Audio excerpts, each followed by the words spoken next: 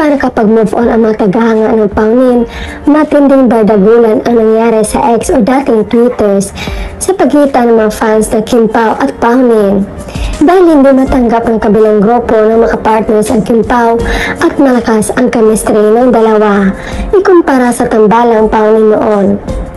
Ayon sa ex-users, ilang beses na ba sila ng ibang bansa ni Kay, pero bakit di na ma-post sa IG ng gaya ng pag-post ni P kay Jay? Huwag mayabang hanggat walang confirmation na sila ni Kay at hiwalay na ang Paunin. Living in your dreams din kayo.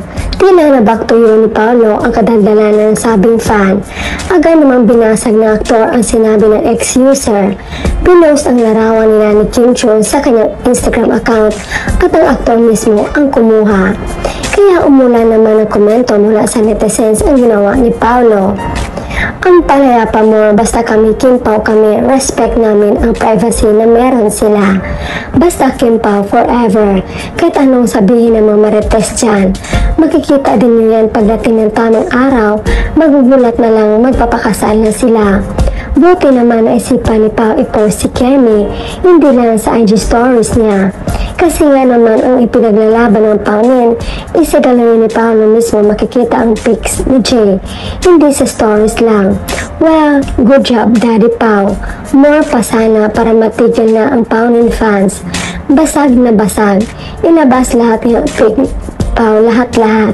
O paano yan? Pinost na ni Pao si Kemi sa IG niya. Ang basag ka ngayon kay Pao, flex agad niya si Kemi.